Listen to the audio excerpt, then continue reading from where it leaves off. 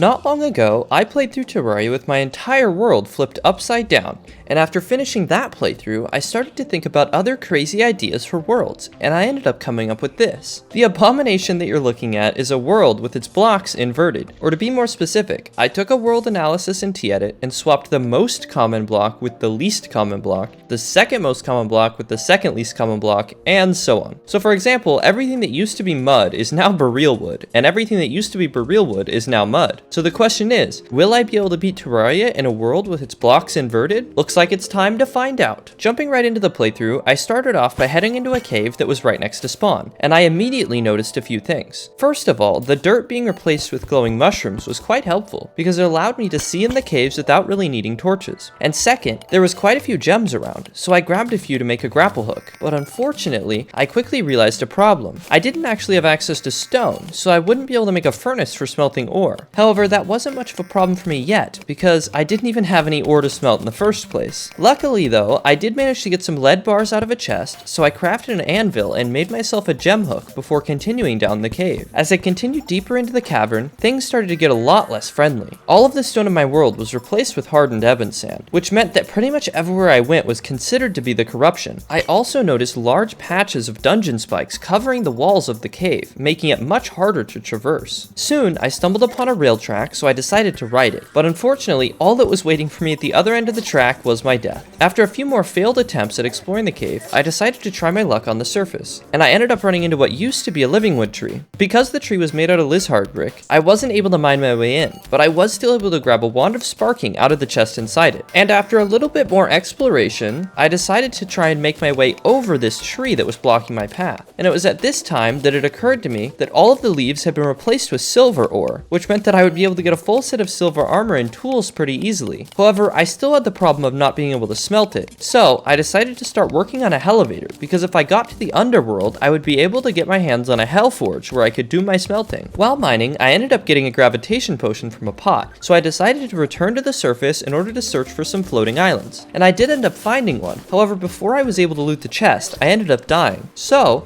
I had to return by pillaring up, and I ended up being rewarded with a Star Fury, a nice upgrade to my arsenal. With my new sword in hand, I returned to my elevator and continued digging. After a bit more struggling, I managed to break through to the underworld and was able to locate a Hellforge. Unfortunately though, in 1.4, Hellforges were actually changed so that you can't pick them up with any pickaxe worse than a Deathbringer. So that meant for the time being, I would have to do all of my smelting in the underworld. After mining some more ore from the tree, I managed to get myself enough silver to make quite a few upgrades. Feeling more confident with my new gear, I decided to do some more surface exploration and discovered a few interesting things. First of all, my snow biome is made out of obsidian and rubies, which meant that with my current pickaxe power, I wasn't really able to mine through the ground, so it looks like the ice cave will be off limits. I then explored to the left and discovered that my corruption had actually been replaced with diamond ore, so that made it quite easy to upgrade my grapple hook. After concluding my surface exploration, I decided to do some more caving near the edge of the world and ended up finding a double jump and some gravitation potions, both very useful to me. After using the potions to find a red balloon and lucky horseshoe, I decided to head down to the corruption and smash a shadow orb in hopes for a goblin invasion. While in the corruption, I noticed a chest room right below, so I mined down to check it out and ended up finding some Hermes boots, another great find. Now that I had all of these new accessories, I figured that it was time for the Eye of Cthulhu fight. I started by building myself a little arena and some simple NPC housing at my spawn. However, because the surface is corrupt, in order to get valid NPC housing, I actually had to build it floating up in the air, which looked pretty funny. Once I felt that my arena was ready and I had the necessary equipment, I grabbed a suspicious eye and summoned the boss. As the Eye of Cthulhu approached, I pelted him with the stars from my sword, and soon he was down to half health. Angered by my actions, the eye blew off his outer layer, sending a swarm of his minions in my direction and revealing the much more menacing looking teeth contained within. I quickly switched to my bow to more easily deal with the swarm of enemies, and as the fight drew near a close, the boss began lunging wildly in my direction, knocking off a chunk of my health. Nevertheless, I was able to overpower the boss and claim my prize. With the eye defeated, I decided that I wanted to fight a goblin invasion to gain access to some more powerful accessory combinations. To do so, I made my way to the edge of the world and set up a platform for farming tattered cloth. Once I had enough, I made my way back and crafted a battle standard. With the goblins' arrival, I quickly realized that they were a more powerful foe than I expected. So, I made my way to the top of a nearby hill so that I could get the high ground on them, and then used the ranged capabilities of my sword to take them down. With the goblin army defeated, I made my way back underground, this time to locate the goblin tinkerer DOKURO, and after not too long, I found him. After purchasing some much-needed items from the Goblin, I returned to the surface to upgrade my gear. Now that I had some fancy new accessories, I decided to make my way over to the Corruption to set up an arena for the Eater of Worlds. And once I was done, I smashed the final 2 orbs and began the fight. Spawning into this bizarre environment, the worm was most definitely confused. But, being the Eater of Worlds, this didn't stop him from making an immediate dash for me. Although his initial attempt was a good one, it wasn't enough to stop me from reaching the surface, and once I had done so, he stood no chance. Using my bow and trusty jester's arrows, I was able to quickly shred through the worm. After collecting his scales and equipping my new worm scarf, I made my way back to base in order to decide my next move. While working on some gear upgrades, I noticed a meteor falling in the background, so I began to search the surface, and after not long, I found the impact site. After mining up a bunch of the ore, I returned to my base and crafted the space gun and meteor armor. And thinking about it, I'm pretty sure that I've made this gear from my last few playthroughs, so for the next one, I think I'm gonna switch it up. But I'm getting a little off topic now. With all of my new gear, I felt ready for my next boss, so I just had to decide who I was going to fight. Originally, I thought it would be a good idea to fight Queen Bee, but then it occurred to me the entire jungle would no longer be considered the jungle because all of the blocks got moved. And because Queen Bee enrages outside the jungle, I decided that it might not end well for me if I tried to fight her. Instead, I set my eyes on the dungeon, or at least what used to be the dungeon. Now it's just a pile of spikes. But this pile of spikes is still home to the old man, which means it's where I can fight Skeletron. After setting up a simple arena, I talked to the man and released his curse. Angered by the destruction of his dungeon, Skeletron began making attempts to scare me away, but knowing his tactics, I was able to dodge his bony attacks and take out his hands. With the hands gone, Skeletron began unleashing a swarm of magical homing skulls in my direction. But once again, I was able to outmaneuver him, and after a long fight with the curse of the dungeon, I was finally able to defeat him and release the old man. With the dungeon free of its curse, I decided that it was almost time for the Wall of Flesh, but before I could fight him, I had to do some preparation in the underworld. I decided to use a combination of the bridge strategy and the water walking strategy by clearing out the obsidian towers that were in my way and bridging across the especially treacherous areas of the underworld. Once I had finished my underworld terraforming, I decided that I wanted to get an upgrade to my weapon before facing the wall, so I made my way back to the dungeon in order to find a shadow key.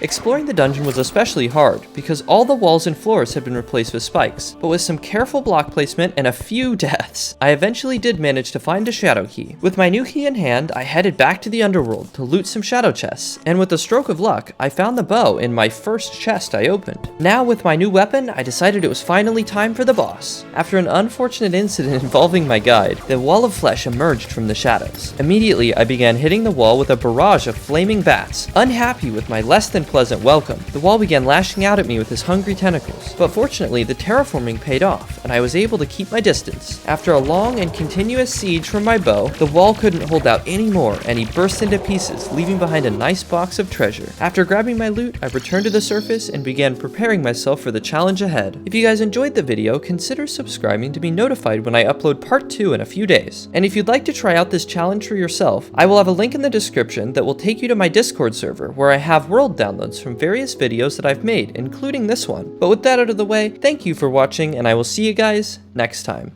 Thank you to Beav Notice Me Senpai and all of my other Patreons for helping make this video possible.